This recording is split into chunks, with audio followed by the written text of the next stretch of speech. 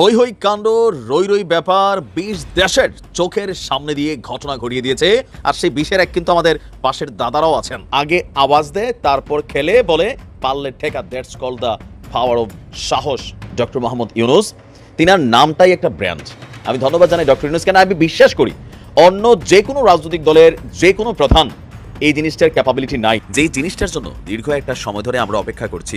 আর মাত্র গুনে গুনে 7 দিন, অর্থাৎ একটা ডিলে এখানে 5টা পাখি মরতেছে, 2 পাখি নয়, 3 পাখি নয়, এক ডিলে 5টা পাখি কমপক্ষে মরবে। এখানেই শেষ খেলা। দেশ ছেড়ে পালালো এবং পালানোর আগে এই একইভাবে জাতির উদ্দেশ্যে ভাষণ দিতে চাইছিল প্রেসিডেন্ট। কোথায় গেছে, মানে কোন অবস্থানে, সেটা এখনো চিহ্নিত হয়নি। দেশ ছেড়ে পালিয়ে গেছেন প্রেসিডেন্ট। দর্শক, হঠাৎ করে গত রাতে আতঙ্কের একটা পরিবেশ তৈরি হয়েছিল। মধ্যরাতে মানে রাত 2টার পরে গণমাধ্যমে যে খবরগুলো আসতে শুরু করেছিল সেটা বেশ আতঙ্কজনক। হারে হারে টের পাইবেন দেশ কোথায় চলে গেছে, হারে হারে টের পাইবেন। কেউ ষড়যন্ত্র করে বাঁচতে পারবেন না। বর্ষিতে গাইটা ফালাইছে, এখন শুধু জাল দিয়া উপরে উঠাবে। হ্যাঁ, জাল দিয়া উপরে উঠাবে। এই মাছ আর দৌড়াদৌড়ি করতে পারবে না।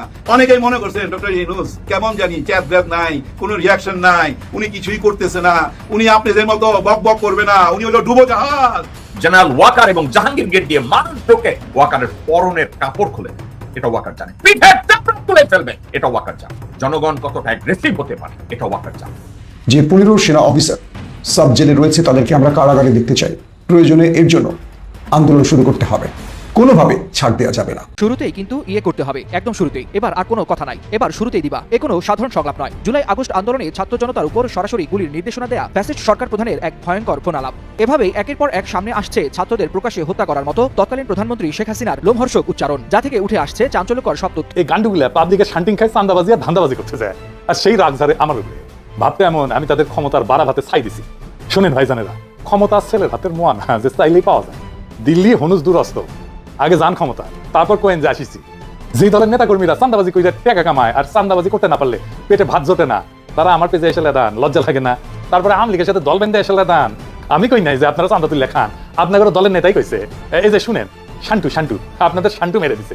সেনাপ্রধান মিস্টার ওয়াকারুজ্জামানের হাত থেকে বের হয়ে গেছে বিএনপি এবং জামাত ইসলামী। যেহেতু বিএনপি এবং জামাত ইসলামী এখন আর ওয়াকারুজ্জামানের পাশে নাই, ওয়াকারের আর কিছু করার নেই। ওয়াকারের দিন শেষ, ওয়াকারের পৃথিবী ছোট হয়ে আসছে।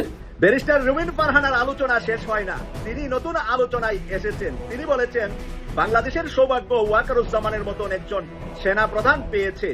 কিন্তু উনি যদি এই জায়গায় বলতেন বাংলাদেশের সৌভাগ্য মরহুম প্রেসিডেন্ট জিয়াউর রহমানের মতন একজন সেনা প্রধান পেয়েছিল, সেই কথা না বলে আজকে ওয়াকারুজ্জামানের প্রশংসা করে বিএনপি, জামাত, অন্যান্য দলের নেতা কর্মীদের তুপের মুখে পড়েছেন। বাংলাদেশের সৌভাগ্য যে জেনারেল ওয়াকারের মতন একজন সেনাপ্রধান তারা পেয়েছে। তিনি চাইলে বাংলাদেশকে মিলিটারি শাসনের দিকে নিতে পারতেন। আসসালামু আলাইকুম প্রিয় দর্শক শ্রোতা, নতুন একটা ভিডিওতে সুস্বাগতম। ডক্টর মোহাম্মদ ইউনূস আরো 5টি বছর ক্ষমতায় থাকতে চলেছে। সেই সাথে আজকের এই ভিডিওটি কেমন হবে, কতটা গুরুত্বপূর্ণ, কতটা চাঞ্চল্যকর, ভিডিওর অংশ বিশেষ এবং শিরোনাম দেখে গেস করে ফেলেছেন। আজকের এই ভিডিওতে বিস্তারিতর মাধ্যমে ভয়ঙ্কর তথ্যগুলো আমি আপনাদেরকে জানাবো। তার আগে একটা রিকোয়েস্ট থাকবে আপনাদের কাছে, যারা 1 থেকে 2 মিনিটের ভিতরে লাইভ নিউজ দেখতে ভালোবাসেন অবশ্যই এই চ্যানেলটি সাবস্ক্রাইব করে পাশে থাকা বেল আইকনটি বাজিয়ে রাখবেন। ডক্টর মোহাম্মদ ইউনূস বাংলাদেশের একটি আস্থার নাম।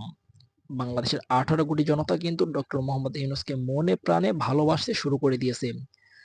সকলে নির্বাচন নিয়ে যেখানে হামরি খেয়ে পড়ছে, সেই মুহূর্তেই কিন্তু ডক্টর মোহাম্মদ ইউনূসকে আরো 5টি বছর ক্ষমতায় দেখতে যাচ্ছে বাংলাদেশের 18 কোটি জনতা।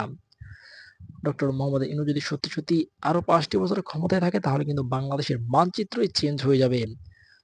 আমেরিকার মতন বাংলাদেশকেও আরো উন্নত করতে পারবে। বিভিন্ন দিক থেকে কিন্তু আমরা সেই বিষয়টি এখনো লক্ষ্য করতে পেরেছি। তাহলে কি সত্যি সত্যি ডক্টর মোহাম্মদ ইউনূস আরো 5টি বছর থাকবে? যদি 5টি বছর থাকে তাহলে বাংলাদেশের মানুষ তাকে কিভাবে গ্রহণ করবে, কতটা স্বস্তির বোধ করবে বাংলাদেশের সাধারণ জনগণ? অবশ্যই কমেন্ট করবেন। সেই সাথে 1টি বছরে ডক্টর মোহাম্মদ ইউনূস কোন কোন দিকগুলো উন্নত করেছে সেই বিষয়টিও কমেন্ট করবেন। আজকের মতন এই পর্যন্তই, দেখা হচ্ছে পরবর্তী কোনো ভিডিও নিয়ে। আল্লাহ হাফেজ।